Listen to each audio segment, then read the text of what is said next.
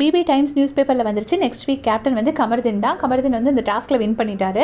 அதுலேயே கானா வினோதனா பார்ட்டிசிபேட் பண்ணலைன்னா அவர் வந்து ஒர்ஸ்ட் பர்ஃபார்மர் ஆகிட்டார்ல, அதனால பார்ட்டிசிபேட் பண்ண முடியல.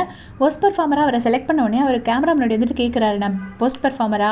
இது வரைக்கும் அவரை 4 வாட்டி ஒர்ஸ்ட் பர்ஃபார்மராக சூஸ் பண்ணியிருக்காங்க. அவர் நல்லா தான் கேப்டன்சி பண்ணார். ஸோ அவர் என்ன சொல்கிறாருன்னா, நான் இந்த வாட்டியும் ஒர்ஸ்ட் பர்ஃபார்மர் ஆகலைன்னா நெக்ஸ்ட் வீக் கேப்டன்சி டாஸ்க்கும் நான் பார்ட்டிசிபேட் பண்ண வேண்டியது வரும். நான் டாஸ்க் வேறு நல்லா பண்ணுவேன், கான்ஃபிடென்ட்டாக பண்ணுவேன், அதனால நான் திரும்பியும் கேப்டன் ஆகிடுவேன்னு சொல்லிட்டு தான் என்னை வந்து ஒர்ஸ்ட் பர்ஃபார்மராக போட்டிருக்காங்க அப்படின்னு சொல்லிட்டு சொல்கிறாங்க. உங்களுக்கு சுபிக்ஷாலாம் இந்த வீக் ஃபுல்லாக நிறைய தெரியவே இல்லை, அவங்க எதுவும் பண்ணலை. சபரியை எல்லோரும் சொல்கிறாங்க, சபரிக்கு வந்து சான்ஸ் கொடுக்கல அந்த பாட்டு கண்டுபிடிக்கிறதுக்கு. அது அவரோட சாய்ஸ் கிடையாது, இவங்க யாரும் அவரை சூஸ் பண்ணல, அதனால் அவர் கண்டுபிடிக்கல. பட் சுபிக்ஷா அதில் எதுவும் பெருசாக பெர்ஃபார்ம் பண்ணலை.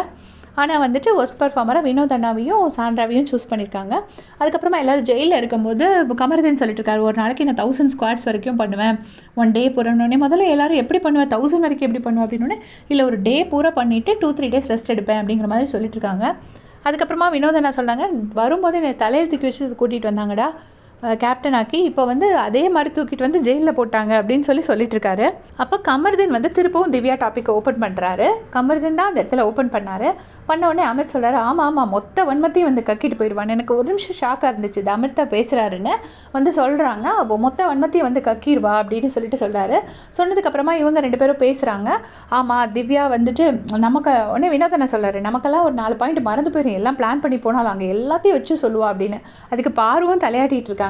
சரி, அவங்களுக்கெல்லாம் மறக்கும்னா கூட அதை ஏற்றுக்கலாம், பாருக்கா மறக்கும், அவங்களும் அப்படி சொல்கிறாங்க. அதுக்கப்புறமா என்ன சொல்கிறாங்கன்னா, நம்ம எல்லாருமா நெக்ஸ்ட் வீக்கு கமருதீனோ பார்வதியோ 2 பேர்த்தில் யாரோ ஒருத்தவங்க தலையாயிட்டாங்கன்னா நேராக போய் சூசைட் பண்ணிக்க வேண்டியதான், அந்த மாதிரி டார்ச்சர் பண்ணிடுவா அப்படின்னு சொல்லிட்டு சிரிக்கிறாங்க எல்லாரும் சேர்ந்து.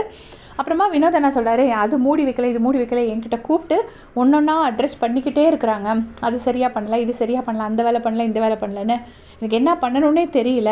நானும் முடிஞ்ச வரைக்கும் எதுவும் சண்டைக்கு போகாமல் அமைதியாக தான் இருந்தேங்கும்போது பார்வதி வந்துட்டு ஆங்கிறாங்க. அப்போ இங்கே சண்டையை உருவாக்கி விட்டதே பார்வதி தான்.